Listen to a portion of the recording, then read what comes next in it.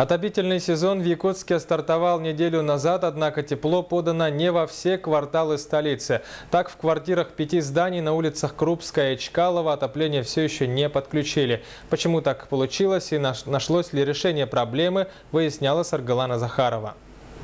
Это лето для жителей домов на Чкалова и Крупской запомнится бесконечными кастрюлями и борьбой за горячую воду. Компания «Холбоссеть», которая должна была подавать не только тепло, но и горячую воду, отказалась выполнять свои обязанности.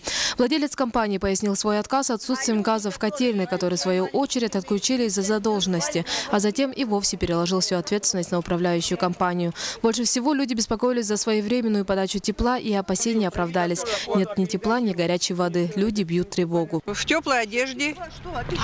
Руки, как говорится, воды холодной у нас нет уже вот 4-й месяц, 15 июня. Ну, вода, ладно, летом еще была более-менее. А сейчас же, сами видите, минусовая температура, это со ночью.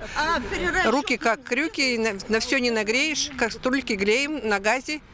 Воду, чтобы помыться маленько, зубы почистить. Буквально через 3 дня после выхода сюжета в эфир, 24 августа, владелец компании продал котельную. Новые хозяева ООО «Северные коммунальные системы» на следующий же день начали ремонтные работы. Однако и здесь не обошлось без трудностей. Бывший владелец после оформления договора купли-продажи, не передав объект в собственность новому хозяину, исчез. Все документы привели в порядок лишь 15 сентября. Сегодня жильцы встретились с новым поставщиком. Он пообещал, тепло в квартирах будет уже этой ночью. На данной котельной установлено 6 котлов. В момент купли-продажи 3 котла они были непригодны для дальнейшей эксплуатации. На данный момент мы отремонтировали 1 котел полностью. Сейчас 4 котла готовы к эксплуатации в зимний период. 1 котел производится его замена. В течение этой недели работа закончится. И последний котел, он будет уже заменен в период зимней эксплуатации.